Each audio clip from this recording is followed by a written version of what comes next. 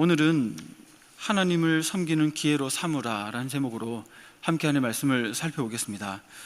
우리는 추석 명절을 앞두고 있습니다. 많은 분들이 추석을 이제 기성길에 오르겠죠. 또 명절 연휴를 가족 여행의 기회로 삼아서 국내로 해외로 떠나는 분들도 계실 것입니다. 추석 명절을 맞이하면서 어떤 마음가짐으로 보내야 하는지 그런 관점에서 오늘 말씀을 살펴보고자 합니다. 한마디로 우리를 구원하신 하나님을 섬기는 기회로 삼아서 추석 명절을 보냈으면 합니다. 오늘 본문을 좀 바로 들어가겠습니다. 이제 애굽 땅에 내리는 재앙도 막바지에 이르게 됩니다. 하나님은 애굽 땅에 계속해서 재앙을 내리고 있습니다. 모세와 아론을 통한 하나님의 요구는 단 하나이죠. 이스라엘 백성을 보내서 하나님을 섬기게 하라는 것입니다. 우리를 흑암의 권세에서 건져주신 목적도 여기에 있다는 것이죠. 하나님을 섬기게 하는 데 있습니다. 그런데 이 일이랑 출애굽이랑 무슨 관련이 있을까 의아해할 수도 있습니다. 하나님은 창세전에 우리를 선택하셨죠. 그리고 오늘날 우리가 부름받아 이 자리에 있게 된 것입니다. 그런데 이 출애굽 사건이 있는 3,500년 전 이스라엘을 출애굽하는 과정은 이미 이 자리에 있는 우리를 생각하시면서 그 일을 행하셨다는 것입니다. 세속 역사의 관점에서 보면 출애굽의 역사는 우리와 전혀 상관이 없어 보입니다. 우리와 다른 나라인데 무슨 상관이 있겠습니까? 그런데 하나님 나라의 관점에서 보면 출애굽은 곧 오늘 우리의 구원을 위한 하나님의 역사라는 것입니다. 그래서 이스라엘의 구원을 위한 출애굽의 과정을 살펴보는 것은 중요한 것이죠.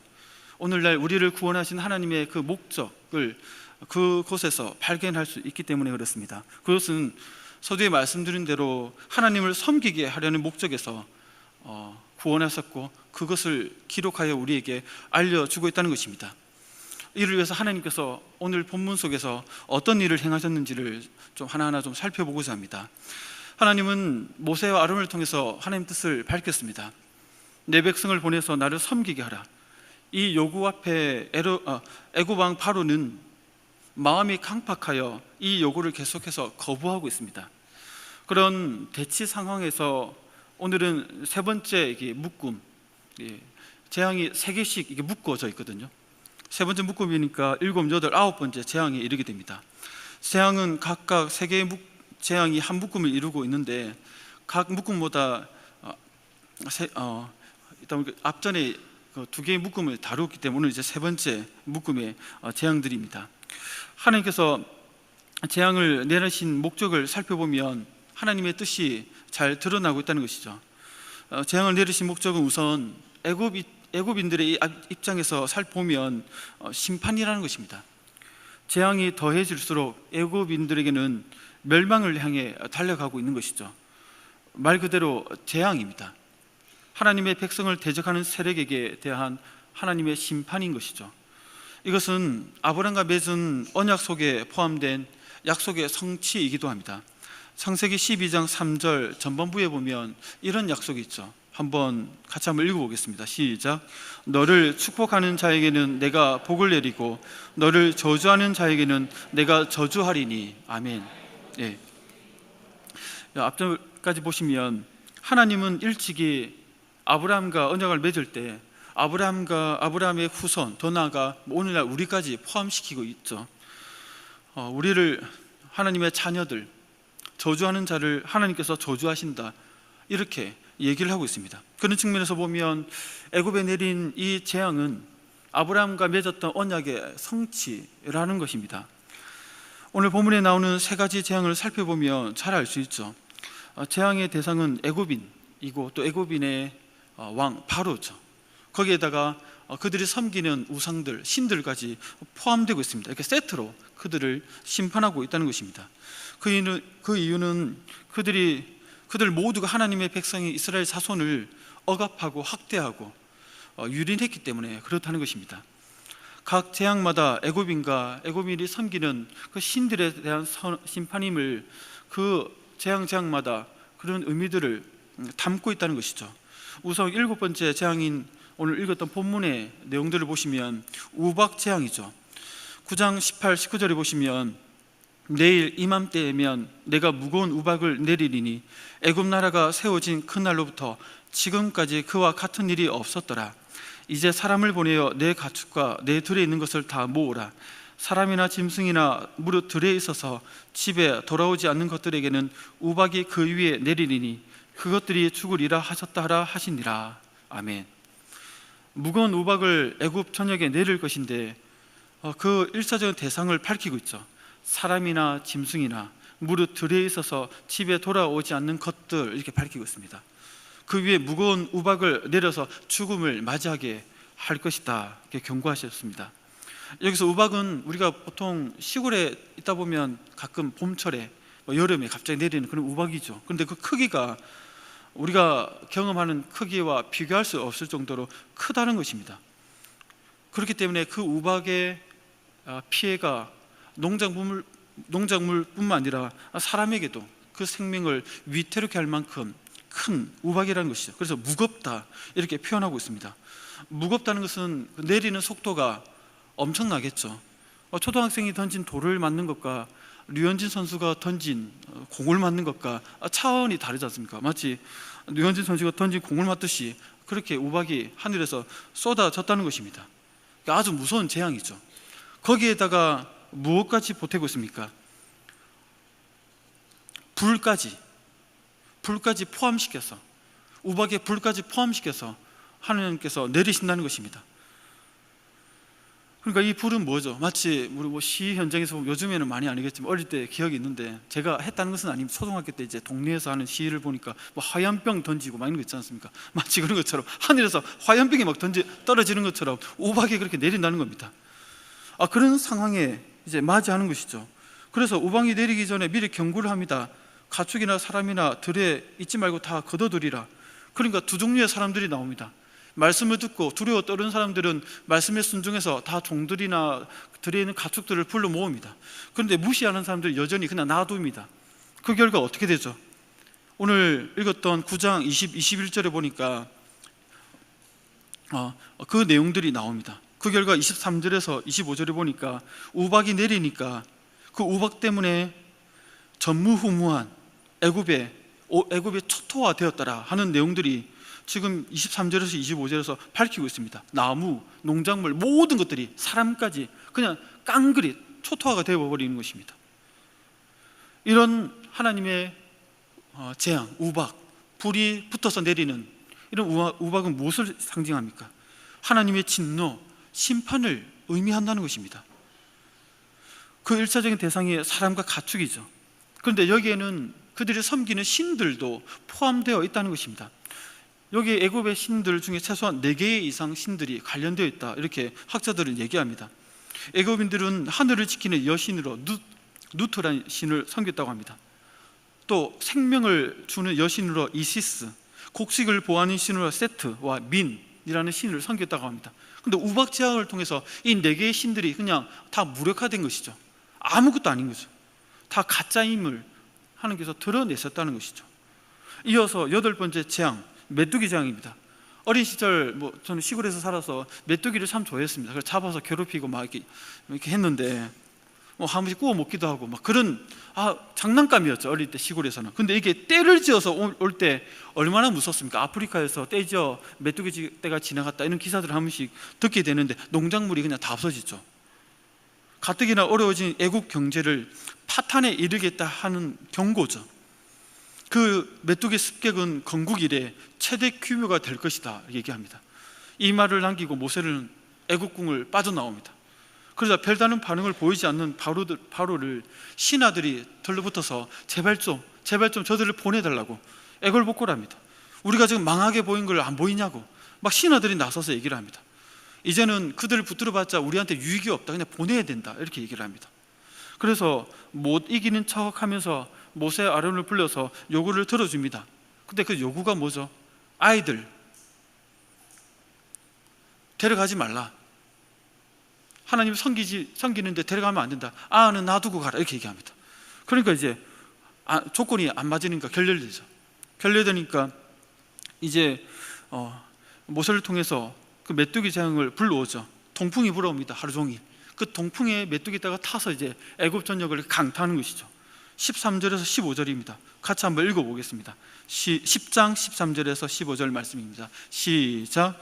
모세가 애굽 땅 위에 그 지팡이를 들매 여호와께서 동풍을 일으켜 온 낮과 온 밤에 불게 하시니 아침이 되매 동풍이 메뚜기를 불어 들인지라. 메뚜기가 애굽 온 땅에 이르러 그 사방에 내리매 그 피해가 심하니 이런 메뚜기는 전에도 없었고 후에도 없을 것이라. 메뚜기가 온 땅을 덮어 땅이 어둡게 되었으며 메뚜기가 우박에 상하지 아니한 밭의 채소와 나무 열매를 다 먹었으므로 애굽 온 땅에서 나무나 밭의 채소나 푸른 것은 남지 아니하였더라. 아멘. 푸른 것은 남지 아니하였더라 합니다. 우박으로 상했던, 아직 상하지 않았던 푸른 것 나머지를 그냥 깡그리 다 칼과 먹었다는 것이죠. 이것은 그들에게 경제적인 피해뿐만 아니라 동시에 또한 그들의 신들을 심판한 의미이기도 합니다. 그들은 메뚜기들로부터 보호해주는 신을 섬겼는데 그 신이 세라피아라고 한다고 합니다.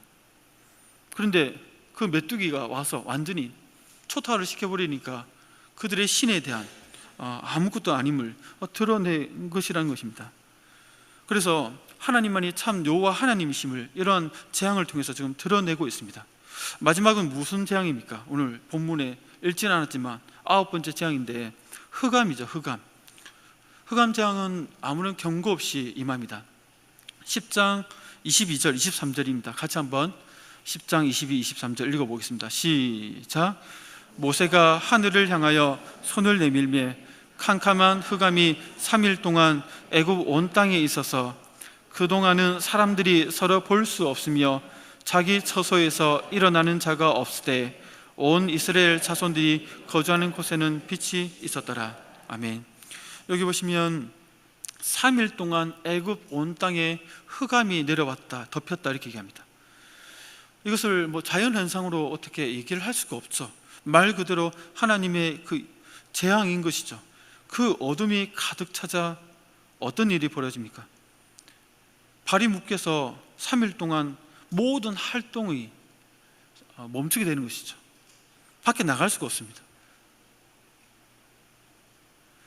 동시에 이것은 또한 그들이 섬기는 신들에 대한 심판이기도 하죠. 애굽인들은 태양을 신들 중에 우두머리로 이렇게 섬겼는데 바로를 태양신의 아들로 이렇게 떠받지 않습니까? 그렇기 때문에 애굽의 가장 강력한 신, 태양을 가리키는, 근데 태양을 가려버리는 흑암이 그 애굽 온 땅에 임했을 때, 그것도 3일 동안이나 태양이 아무리 힘도 못 씁니다. 자기들이 가장 높게 떠받치는 신이 태양인데 얼마나 충격이겠습니까? 그러니까 이렇게 그들이 섬겼던 태양신 뿐만 아니라 태양신의 아들로 현현된 그 바로조차도 아무리 힘도 못 쓰는 걸 보면서 그들의 신의 호구를 하나님께서 만천하에 드러내고 계시다는 것입니다. 이렇게 하나님의 재앙은 이스라엘 백성에서 애굽인의 입장에서 보면 재앙이요 하나님의 심판임을 쭉 우리가 알 수 있습니다. 그렇다면 이스라엘의 입장에서 보면 이 재앙은 무엇을 의미합니까? 그것은 자신들을 구원하는 하나님의 기적이라는 것입니다. 이적이라는 것이죠. 애굽 땅에는 하나님의 무서운 재앙이 내리고 있는데 이스라엘 백성이 머물고 있던 고센 땅에는 어떻습니까? 그 재앙이 전혀 없습니다. 우박도 없고 메뚜기 재앙도 없고 흑암도 내리지 않습니다. 애굽과 비교해 보면 평온하다는 것입니다. 지금까지 받은 애굽 땅의 재앙을 살펴보면 9가지 재앙까지 우리가 살펴봤는데 그 재앙의 강도가 점점 강해지고 있죠. 첫 번째는 나일강이 피로 변하면서 먹고 씻을 물이 더럽혀졌죠. 두 번째 개구리 재앙에서 애굽인들의 그 집이 침범당합니다. 세 번째 재앙은 그 이 재앙이죠. 그래서 애굽인들이 그 괴롭힘 당합니다. 네 번째에서 여섯 번째 재앙은 뭡니까? 애굽인들의 소유물을 다 쳤습니다. 막대한 피해를 입죠. 재산에. 그리고 오늘 나왔던 재앙에서 보면 그 재앙이 점점 강도가 강해져서 그들을 힘들게 만드는데, 그 와중에 이스라엘이 머물렀던 고센 땅은 아무런 재앙도 내리지 않았다는 것입니다. 7째 우박 재앙에 내렸을 때도 보면 이렇게 얘기합니다. 26절에 보면 9장, 이스라엘 자손들이 있는 그곳 고센 땅에는 우박이 없었더라. 또 8번째 메뚜기 재앙에도 보면 10장 6절에 전반부절에 보면 이렇게 얘기합니다. 또 내 집들과 내 모든 신하의 집들과 모든 애굽 사람의 집들에 가득하리니 합니다. 메뚜기 떼가 바로의 신하와 애굽 땅에만 가득하리니 하면서 고센 땅은 예외적으로 이렇게 얘기를 하고 있습니다. 또 흑암 재앙도 보면 10장 23절에 보면 아까 읽은 것처럼 이스라엘 자손들이 거주하는 곳에는 빛이 있었더라 하면서 전혀 상관없는 상황 가운데 하나님께서 놓이게 하셨다는 것입니다. 이렇게 하나님의 재앙이 더해질수록 이스라엘 입장에서는 아무리 해도 없고 오히려 출애굽의 여명이 점점 밝아오고 있다는 것입니다. 결국 이런 과정을 통해서 애굽으로부터 구원을 받게 되는 것이죠. 하나님은 이렇게 애굽으로부터 이스라엘을 구원하여 하나님 당신을 섬기도록 지금 재앙이라는 걸 통해서 역사하고 계시다는 것입니다. 서두에 밝혔듯이 하나님은 동일한 목적으로 하나님을 섬기게 하기 위해서 우리를 흑암의 권세에서 건져 주셨다는 것입니다. 이 사실을, 우리를 구원하신 하나님의 이 목적을 품고 추석을 맞이했으면 좋겠습니다. 우리가 이번 추석 명절 동안 어디를 가든지 누구와 만나든지 하나님을 섬기는 기회가 되기를 소원합니다. 믿는 일가 친척들과 함께 모인 자리라면 함께 모여서 가장 먼저 하나님을 예배하는, 하나님 우리를 구원하신, 그래서 하나님을 섬기도록 부르신 그 목적에 합당하게 먼저 하나님을 예배하는, 그래서 하나님을 섬기는 모임이 되기를 소원합니다. 그 모임 가운데 믿지 않은 분들이 있다면 그분에게 예수 그리스도의 복음을 전하는 기회로 삼기를 소원합니다. 또 가족들과 멀리 여행을 간다면 그 여행 가운데 보고 느끼고 막 하면서 사진만 잔뜩 찍는 게 아니라 하나님을 찬양하고 하나님을 높여드리는 그런 여행이 되었으면 좋겠습니다. 또 형제들 간에 혹시나 또 관계가 좋지 않아서 등을 돌리는 그런 관계가 있다면 이번 계기를 통해서 그런 관계가 좀 회복되어서 하나님 안에서 그 화목을 이루는 계기가 되었으면 좋겠습니다. 또 많습니다. 할 얘기가 많은데 추석을 맞이하면 걱정거리가 많지 않습니까? 아내들 입장에서는 시월드 갈 때 얼마나 스트레스가 많습니까? 그래도 남편들이 아내들의 마음을 좀 잘 헤아려줘서 그들이 겪는 마음의 스트레스를 좀 받아주는, 그래서 가정에 추석 명절 이후에 이혼해야 되나 말해야 되나 이런 고민들이 없는 좀 이혼율이 높다더라고요. 추석 명절 지나고 나면 이혼율이 오른다 하던데 그래서 그런 게 없이 그냥 더 화목해지는 그런 명절이 되었으면 좋겠고, 또 남편들 오랜 시간 운전하는데 그 운전하는 수고를 옆에 아내분이 좀 아시고 어쩌고저쩌고 하면서 힘들게 하는 것이 아니라 수고했다고, 고생 많았다고 이렇게 좀 마음을 알아주는, 이러면서 좀 추석 명절이 하나님을 섬기는 기회로 삼아서 복되고 행복한 추석 명절이 되기를 소원합니다. 함께 기도하겠습니다. 오늘 말씀을 기억하면서 기도하기 원합니다. 하나님께서 우리에게 추석 명절을 맞이하게 하셨고 그 추석 명절을 통해서 많은 만남과 또 먼 길 오고 가는 기선길, 또 여행, 또 여러 가지 시간들로 활용하게 될 텐데 그런 모든 과정들이 우리를 구원하신 하나님의 은혜를 기억하면서 하나님을 섬기는 기회가 되게 해달라고, 이를 위해서 함께 우리 기도하며 나아가겠습니다. 하나님 아버지,